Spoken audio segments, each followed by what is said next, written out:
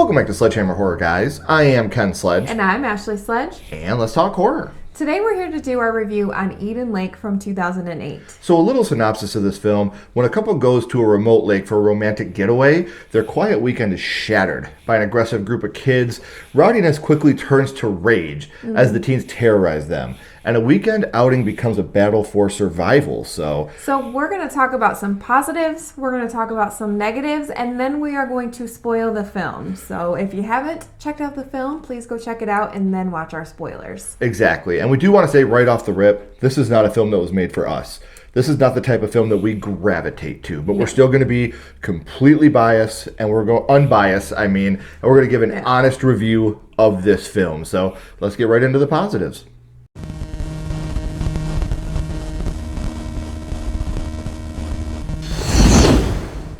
So some of the positives, we have Jenny and Steve. They're this couple that are in love, and it feels real. It feels genuine. It feels like they really are in love. They're always like touching each other, kissing, like joking around. Yeah, joking around. It feels real. Yeah.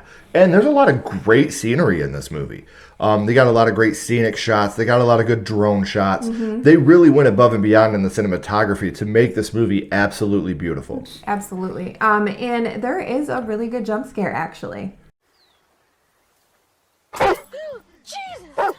I love that. How you have like the steadiness and calmness of the water and then boom. Then you have that dog right there in your face. Yeah, that would scare me too because I'm afraid of dogs anyways. But yeah, when you're just like trying to lay out on the beach and you have some big old dog in your face, that's scary.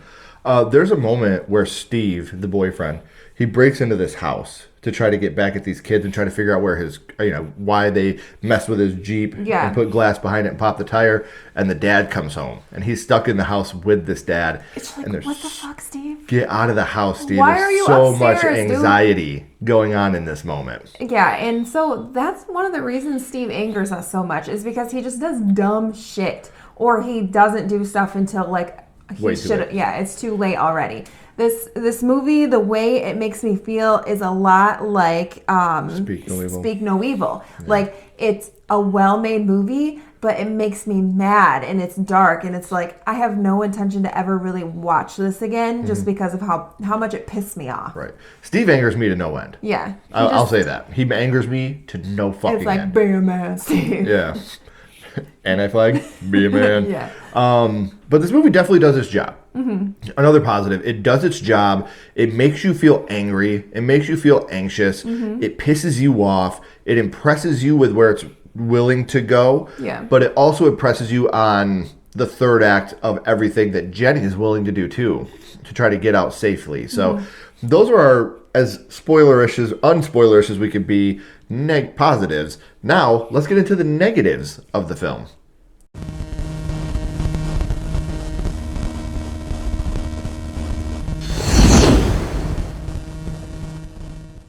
So some of the negatives, we have very annoying group of kids. They are obnoxious. They don't care about others that are surrounding them. They really get on your nerves. And I know that that's like the point, but it's just like, it's too much at sometimes. Like, you just want to like go on that screen and spank their little butts. Mama bear over here. Well, they're teenagers. You want to be able to like, yeah. Listen up, buddy. This movie does have also a terribly slow first act. Yeah. Throughout the first act, I'm like, oh my gosh, please. Like do something. Do something. Yeah. I'm begging you. Then they do stuff. You're like, oh man, go back to the first act. That was tranquil and nice. And then these kids that I talked about before that need their asses spanked. I'm just kidding, by the way, about the ass spank thing. They repeatedly get away with shit. Like, Steve and Jenny just like let a lot of things slide, and I'm like, boys will be boys type of attitude. No, like they need to have repercussions for what they do. And there's also a lot of just walking through the woods, following people walking through the woods, searching for other people, going to their cars. It's like you could have easily cut out 10 minutes of walking in this movie and it still would have been sufficient. So that was another pet peeve of mine, is all the walking they did throughout this movie. you like get exhausted from all their walking. And really, there's just nothing original about this movie. It really doesn't bring anything new to the genre. It's something that we've seen in a lot of other movies. Right. And I agree with that. But the thing that I think is most memorable to me is all the dumb decisions by our two main characters. Not just Steve. Jenny makes a lot of really dumb decisions as well. We'll talk a little bit about those in the spoilers, but it gets to the point to where you're just like, guys, what the fuck are you doing? And I get it, it's for plot purposes, but at the same time, it's like, man, this movie could have been like 15 minutes long. I mean, it would have been sufficient, Smack that one kid the one time and just walk away. Like, that's all you gotta do. I'm just totally joking, but so those are some of our negatives about Eden Lake. So if you haven't seen it, we implore you, go watch the movie, form your own opinion, and then come back and watch the spoilers. And if you have seen it, let's get into our spoilers.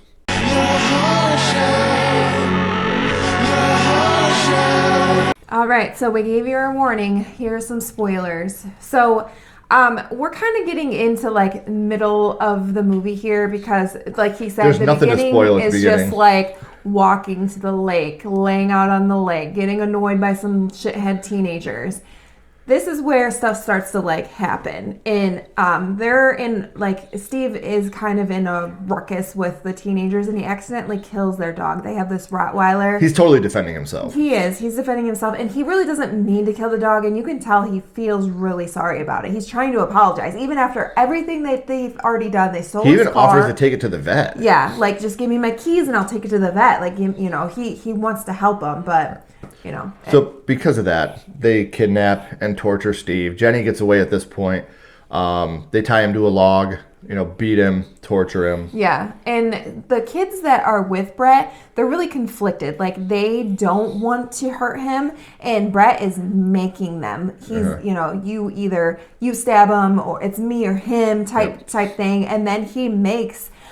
Paige, the female that's with them, record it all. So then he has this evidence to kind of use against them if they ever try to tell on him. So it's really Brett. He's like the leader, and they really do follow him. The peer pressure aspect of it, like it's very, very strong, especially in this scene. And then Steve, unfortunately, he ends up succumbing to his wounds and dying after all the stabbing and other beatings that they did to him. Yeah, right there with Jenny. And so they end up tying Steve and Jenny to this tree, and they burn Steve. He's dead, and they burn him. But even at this point, one of the boys is like, dude, she's awake. We can't do this. Yeah, so, I mean, they're still, like, trying to get Brett, like, come back to the good side, Like, we haven't gone too far yet, but you already have because you killed Steve. So she gets away. Yeah, the ropes burn, so she's able to get up and get away. She gets away from them, yeah. And we left out this little Adam subplot. At the beginning, they run into this Adam kid, and he's like, I can't talk to strangers. Yeah. Well, then she runs into him again, and she's like, can you help me? Help her get and he's to like, town. Yeah, I'll take you to meet my mom. But what he really does is takes him to the bullies. And at this point, Brett's like, if you don't come back, I'm going to kill Adam. And he puts a tire around his neck.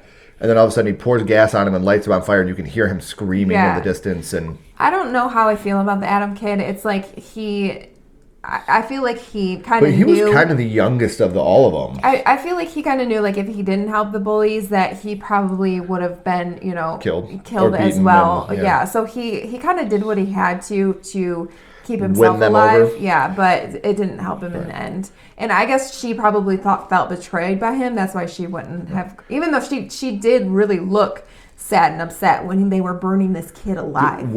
I had to pull my earbuds out at this point because the screams that kid made. Yeah. Horrific. So, heartbreaking. It really is. When she gets away, she finds like a map and like breaks the glass. And one of the gang members, it almost seems like they want to help her. He walks up behind her and he's like, Miss. Yes. And she just turns around and stabs him. But again, she doesn't know his intention.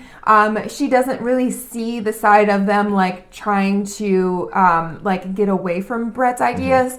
So I think she did what she had to do. I felt bad for the kid, but at the same time, it's me or you in this situation. And really, she was torn with that too. Like she was very like sad, like held this kid while it was dying. Yeah.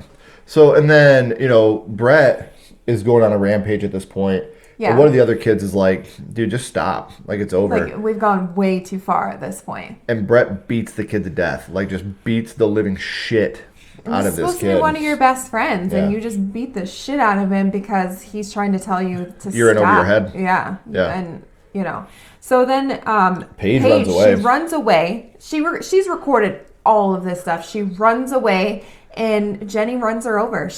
We didn't say this part either. Well, this guy picked up Jenny. And she's like, you need to help me, you need to help me. And he's taking her back towards where she came from. And she's like, where are we going? And he's like, looking for his brother. To find out. Brother's Brett. It's Brett's brother. So when he goes out to talk to Brett, Jenny steals his van. Yeah, and then she runs Paige over with the van. Like, she hauls it and hits Smashes her. Yeah, but again, she was part of the gang, and they killed her husband. Mm-hmm. What else could she do? Right. Well, then you have her finally getting to safety. She gets to this house.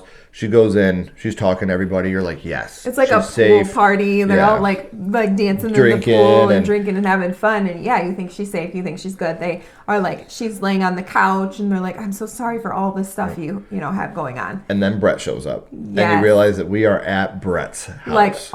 Like you couldn't have gone to any other freaking house. But it looked like every neighbor that lived in that town was at that house. And, they're like, Brett's like, that woman, she killed all the kids' parents are there. Yeah. And he's like, that's the one. She's the one that killed all the people. And so the mom is like freaking out on the phone, her son is dead. And so they look at Jenny and they're like, you did this. And they take her into the bathroom, the dads do, and they torture her. And we don't get to see it, thank God. No. We have to hear it. It's terrible. You hear her screaming, and then Brett goes upstairs and he puts on Steve's glasses that he stole. And deletes all the videos off the phone. And Brett got away with it. He's going to get away with it. And I think we never see Jenny die. And the old horror movie adage, if there's not a body, they're not dead.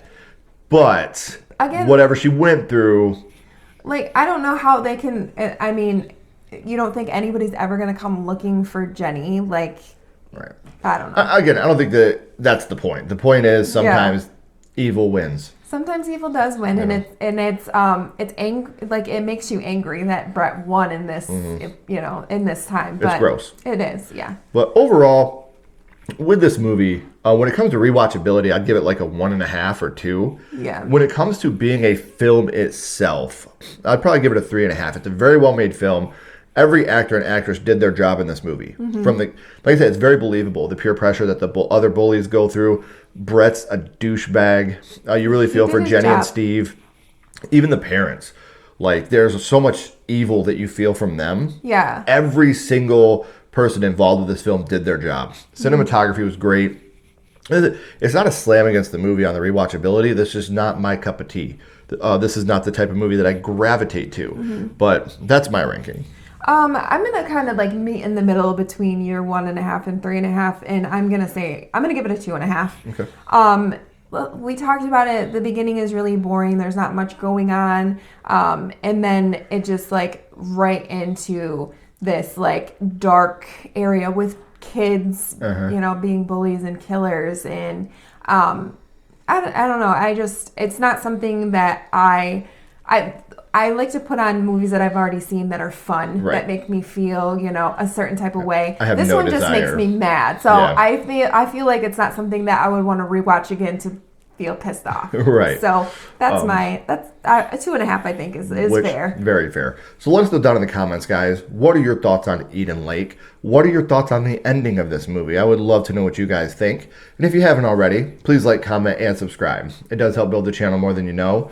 And follow Sledgehammer Horror on social media. Our links are in the description as well. But until next time, keep talking horror. Say who you are. And we'll see you guys soon. Bye, guys.